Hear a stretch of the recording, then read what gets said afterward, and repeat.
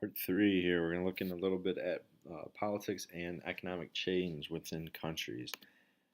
First off, again, a lot of times political and economic change occur together. If one occurs without the other, tensions are created that have a lot of consequences. Again, an example would be rapid economic changes in China have strongly pressured the government to uh, change some political things. So far, they have resisted those changes, but because of the expansion in their economy through globalization and capitalism, their political institutions are being pressured. Types of change, reform. It does not advocate overthrowing an institution. They want to change some of the methods as far as politics and economic goes to reach different goals.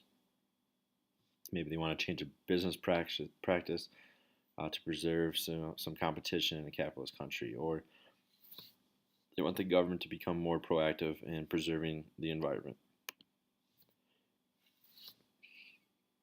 Revolution, either a major revision or overthrowing of an institution, usually has a major impact in more than one area. Again, that's why politics and economic change occurs together. You have the Industrial Revolution, you have the French, and you have the American Revolution, changing political systems, which also changed their economies. And we talked about coup d'etats in part two, replacing leadership with new leaders, usually by force. What it really means is blows to the state. Most limited of the three types of change typically occur in countries where the institutions are already weak, lack leadership. Often one coup d'etat leads to multiple coup d'etats. Attitudes towards change then, so how people actually feel about the different paces or how political change should occur. There's radicalism, you want the dramatic, you want the change right away, replace the current system with something better. For example, when the Tsar was overthrown in Russia for the communist USSR. You have your liberalism, gradual change instead of revolution, not the same as a liberal ideology, but supports some reform. Don't think that they're permanently broken. You can fix or improve them slowly over time. And there's conservatism where it's less supportive of change. They don't want any change to be disruptive. Don't want to undermine any of the constitutional legitimacy of the state or the regime. Reactionaries, again, protect against change. They oppose any reform or revolution. Again, but they don't want status quo. They want to reinstate political, social, economic institutions that once existed. So again, like the KKK would like to restore institutional racism. Like radicals, they are more willing to use violence than liberals and conservatives, which usually would not. So here's their approaches and whether or not they're willing to use violence. Three trends of development then. Democratization, move towards market economies, and revival of ethnic cultural politics. Democratization, the spread of representative governments to more countries, so pushing the idea of democracy to other countries. The transformation process from a non-democratic regime, so your illiberal democracy, to a more substantive, so your liberal democracies.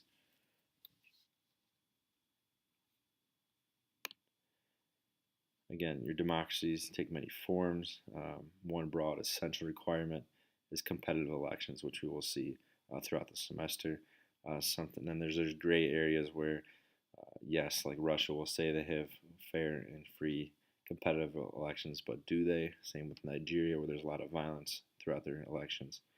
Liberal democracies also protect your civil liberties, your rule of law, a natural judiciary.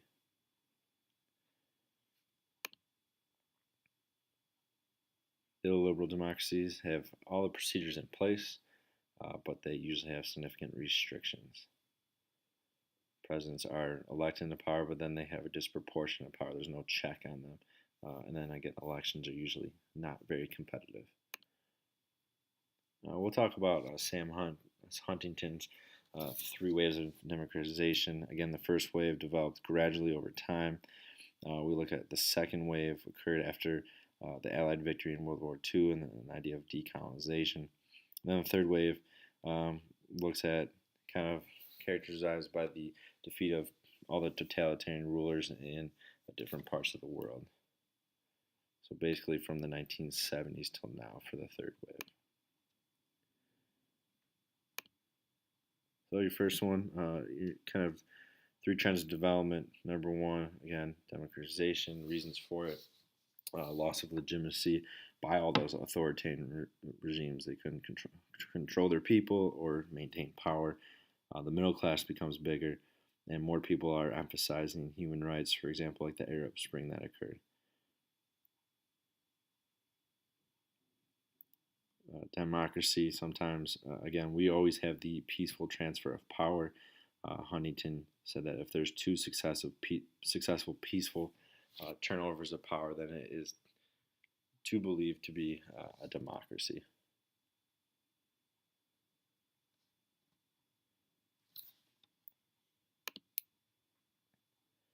Democratic consolidation, stable political system is supported by all parts of society. So an authoritarian regime may transition to democracy as a result of some type of event, maybe a military defeat or an economic crisis.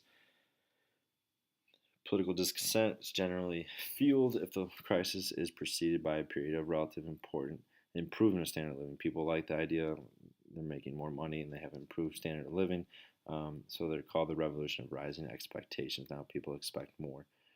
Democratization begins when these conditions are accompanied by a willingness of the elite to kind of share their power with the people.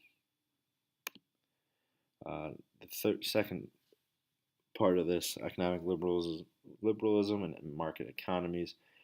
Ideology of liberalism from 19th century Europe. You have the bourgeoisie, you have the middle class professionals. They wanted their views represented in the government and not hampered as much by the government. They clashed then with the radicals. They want more political and economic freedoms. They wanted the right to own property. They wanted the freedom of speech, representation, and some of their liberties and free trade. So Karl Marx was an advocate for more equality. You also have your command economy. A lot of times you have the central planning, which supported economic growth in many cases, especially in the Soviet Union. By the 1980s, most communist countries found themselves in deep economic trouble. A lot of times these economies come with a 5-year plan.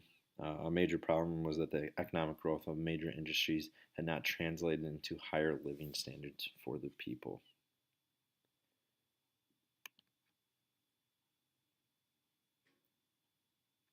Again, then your trend towards market economies based on the private ownership of property and then having little interference by the government. So you're a mixed economy. You have some government involvement. If you have a pure market economy, no regulations are set by the government at all. Economic liberalization here, key term, process of limiting the power of the state over private property and market forces. Privatization, again, transfer of state-owned property. This happens when the country goes more democratic to private ownership.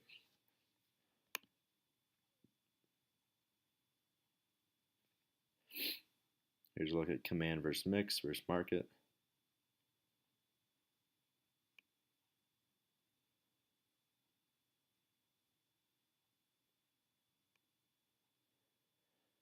Number 3, you have the revival of ethnic or cultural politics, fragmentation versus nationalism. Fragmentation, divisions based on ethnic or cultural identity and the clashes between the two.